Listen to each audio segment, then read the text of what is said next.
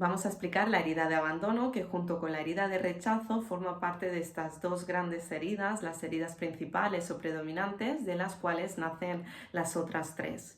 La herida de abandono se muestra en personas que tienen ese rol o esa máscara de ser codependientes de los demás. Tienen tanto miedo a ser abandonadas, tienen tanto miedo a la soledad, que al final acaban abandonándose a sí mismas por aceptar migajas de amor, por aceptar relaciones en las cuales les maltratan, les abandonan, les hacen daño. Normalmente tienen esos vínculos justamente para hacer ver esa herida, esa sombra con personas que son narcisistas o incluso con personas que tienen esa herida de rechazo, que como hemos dicho es una herida que lleva a ser huidizo, a no comprometerse, a no establecer vínculos duraderos, sólidos, reales, justamente con el objetivo de que la persona con una herida de abandono se dé cuenta, ¿no? Se quiera, se ame, se respete para justamente dejar de abandonarse en estas relaciones. Son personas que se conforman con cualquier migaja de amor, que se conforman con cualquier tipo de atención y incluso pues pueden abandonarse a sí mismas al sentirse pues que no son merecedoras, que no son válidas, que no merecen ser amadas, y todo eso nace, toda esta herida de abandono nace en el caso en el cual un niño o una niña ha sentido que ha tenido un padre o una madre ausente tanto físicamente como emocionalmente en su infancia.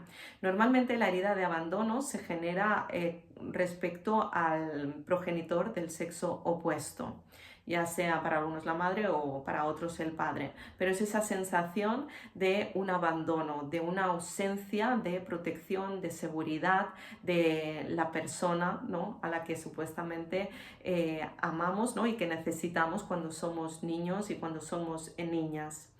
Lo que sucede en las personas con una herida de abandono es que en la edad adulta pueden llevar a extremos, a adicciones, a esos hábitos o estas acciones que les lleve totalmente a abandonarse a sí mismos, porque tienen un vacío tan grande, tienen una carencia tan grande que nada ni nadie los acaba de llenar, porque justamente su trabajo es comprender que deben llenarse ellos mismos de ese amor incondicional, de llenarse de respeto, de amor, de autodisciplina, ¿no? También, porque al tener la falta de esa autoridad, ¿no?, de la falta de ese progenitor que les acompañara, que les brindara la seguridad y la protección, normalmente les lleva a esa herida de abandono que en la edad adulta se traduce como la falta de límites, como la falta de exigencia, ¿no? Justamente hablábamos con la herida de injusticia, de esa rigidez, ¿no?, de hacerlo, llevarlo todo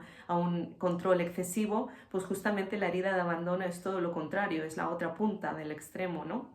Es la de abandonarse, es la de no tener un límite, es la de llevarlo todo a una pérdida, ¿no?, a abandonar también proyectos, a abandonar sueños. Les falta mucha autodisciplina, les falta muchísimo esa estructura, esa madurez emocional. Y la idea al trabajar esta herida de abandono es darse cuenta de que ese vacío que muchas veces las personas con herida de abandono intentan llenar con cosas materiales, compras compulsivas, comida, bebida en exceso o bueno, también prácticas muy peligrosas, muy extremales, que les lleva justamente a conectar, ¿no?, con la idea de que nunca nada les va a llenar, porque al final son ellos mismos, ellas mismas, las que deben hacerse cargo de ellas, ¿no? Deben actuar como ese padre o esa madre ausente en la infancia, ¿no? Cuidarse de sí mismos, ponerse límites, ponerse esas reglas, esa autodisciplina para no llevarles a abandonarse de la misma manera que se sintieron cuando eran niños o cuando eran niñas. También una forma de trabajar la herida de abandono es mirar a la sombra y darse cuenta de que no somos víctimas y que al final todo esto sirve para nosotros como el objetivo de crecer y madurar emocionalmente, personalmente, espiritualmente también. Y por ello, cuando una persona con una herida de abandono se empieza a hacerse cargo de sí misma, empieza a cuidarse, a mimarse, empieza a respetarse, de esta misma manera lo aplicará también en las relaciones, con las figuras de autoridad, en sus trabajos, empezará a responsabilizarse y por eso verá de alguna manera cómo sus proyectos avanzan. Eso le ayudará a ganar en seguridad, le ayudará a ganar en confianza en sí mismas. Es como que el responsabilizarse le ayudará a llenar ese vacío y a dejar de abandonarse. Y poco a poco esa herida de abandono puede llegar a cicatrizar. ¿Cómo se refleja físicamente la herida de abandono? Pues normalmente son personas que tienen los hombros caídos, que justamente muestran de alguna manera esa dejadez, ese abandono físico también. Tienen esa espalda caída, esos hombros caídos, tienen como una musculatura o un cuerpo un poco flácido, dejado. Suelen presentar normalmente problemas de la espalda, ya que la espalda nos habla de disciplina, de estructura, de solidez. Suelen ser personas también con unos ojos grandes y una mirada que de alguna manera nos habla de tristeza, como una sensación de que a través de la mirada nos están pidiendo ayuda.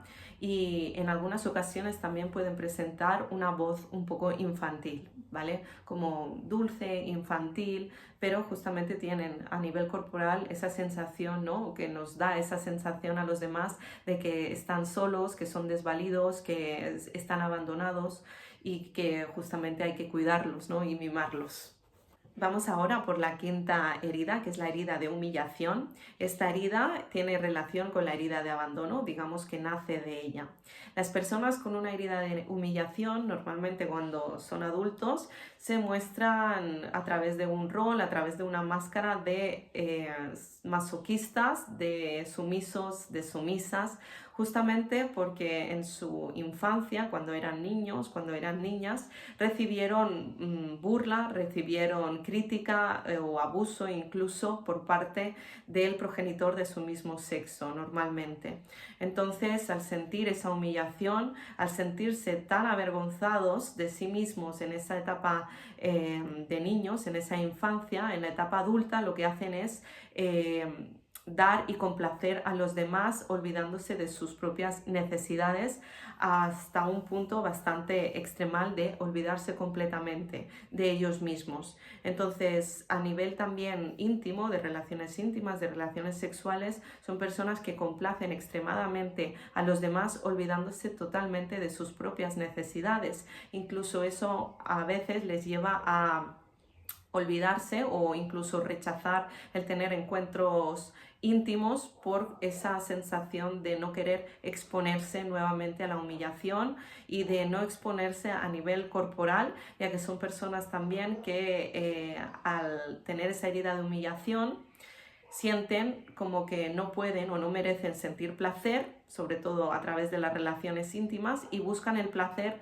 a través de otras cosas y normalmente es a través de la comida, lo que les lleva a descuidarse más, lo que les lleva también a estar insatisfechos con su cuerpo físico y por ello también sienten más vergüenza a exponerse a los demás. Son personas también que de forma inconsciente ganan peso con el objetivo de hacer una barrera, de hacer como un escudo protector para los demás, para no llamar la atención, para no exponerse, para no volver a sufrir al estar, ¿no? Cerca de las personas, justamente para evitar ser humillados nuevamente. Para sanar esta herida de humillación, estas personas que lo dan todo, olvidándose de ellas mismas, son personas que complacen mucho a los demás porque de esta forma entienden que podrán evitar ser nuevamente humilladas, deben comprender que deben darse lo que dan a los demás a sí mismos primero, que el amor se trata de un balance, se trata de dar y de recibir, y que al final cuando damos al otro debe ser no desde una carencia o desde una necesidad, sino simplemente desde el acto genuino de querer compartir algo con el otro, ¿no? Y que eso no lo podremos conseguir hasta que nosotros mismos no nos demos de la misma manera, con honestidad y genuidad, lo que necesitamos. Debemos primero nutrirnos a nosotros para poder también nutrir de una forma sana a los demás y también dejarnos amar, dejarnos querer, para así poder tener relaciones sanas y y justas, en balance, en equilibrio. Por lo tanto, estas personas con la herida de humillación deben empezar a cuidarse, a tratarse con amor, a ponerse a ellas mismas como prioridad. ¿Cómo se representa la herida de humillación a nivel físico?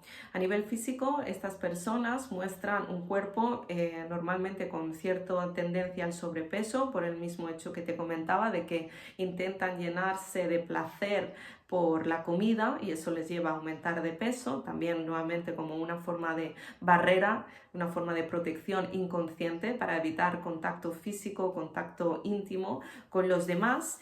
Suelen también ser personas que tienen una cara redondita, un cuello corto, los hombros rectos y también suelen tener unos ojos grandes, inocentes como las de un niño y suelen ser personas que están como, bueno, que nos generan como esa ternura, esa sensibilidad, serían como esos osos amorosos, porque en realidad lo son personas con mucho amor que dar, pero evidentemente para ellos es necesario comprender que el amor se trata de un equilibrio, se trata de un balance entre el dar y el recibir y evidentemente comprender que nosotros no podemos dar un amor a los demás que sea sano si no nos lo damos primeramente a nosotros mismos.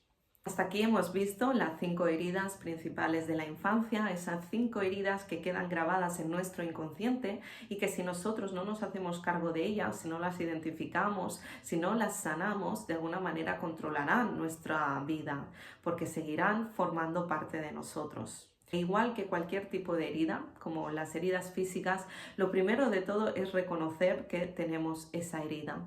Es verla de frente y con mucho amor abrazarla. El segundo paso es dejar que sangre, es dejar que todas las emociones que hay en relación a esa herida salgan a la luz, ya sea tristeza, ya sea dolor, ya sea rabia, frustración. Al conectar con la herida se puede movilizar mucho en tu interior, se puede movilizar tus emociones. La idea es que las dejes salir, que conectes con la herida, que la dejes sangrar, porque de esta manera podrán florecer esas emociones y podrás también sacarlas, liberarte de ellas. El tercer paso que te diría es el perdón, la magia del perdón, y a través del perdón es como conseguimos que poco a poco esa herida vaya empezando a cicatrizar.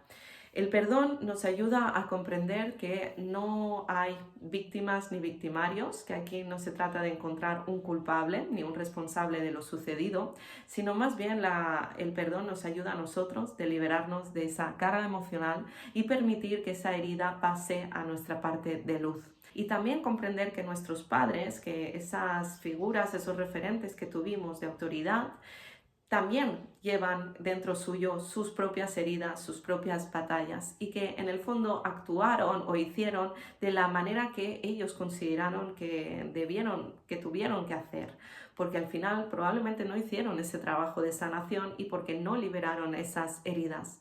La idea aquí no es juzgar, no es culpar, no es responsabilizar, es darnos cuenta de que ahora es el momento de sanar las nuestras propias para poder ser mejores padres, mejores personas, mejores almitas más conscientes con nuestro entorno, con nosotros mismos y también con los demás. Es conseguir de alguna manera sanar esas heridas para que seamos nosotros los responsables de nuestro niño y nuestra niña interior, que podamos actuar como ese padre, esa madre que realmente nos habría gustado tener. Y sobre todo ser conscientes de que las heridas no es algo que vamos a sanar de un día para el otro. Son heridas muy profundas que incluso pueden tener relación con nuestras vidas pasadas que hemos experimentado. Son heridas que quedan muy arraigadas en nuestro inconsciente y en nuestra sombra. E igual que cualquier herida, como las heridas físicas, no se trata solamente de un día y por arte de magia estar sanadas. Normalmente, cuando nosotros la hacemos consciente, vemos o detectamos más rápidos cuando esas heridas nos están dominando, cuando están apareciendo en la forma de hacer, de actuar en la etapa adulta. Pero evidentemente no es un proceso lineal la sanación. Van a haber altibajos, evidentemente, pero la idea es que cada vez que hagamos más trabajo respecto a estas heridas, pues menos estas heridas nos van a controlar. O al menos cuando vuelvan a aparecer, nosotros ya sabremos detectarlas. Hasta aquí el vídeo de hoy, espero que te haya resultado útil, que te haya servido. Si es así, me gustaría pedirte ese like y esa suscripción, porque de esta manera me ayudas a seguir creando contenido para ti. Te mando un beso y un abrazo muy fuerte, compañero y compañera, y nos vemos en los siguientes vídeos de este canal. Gracias.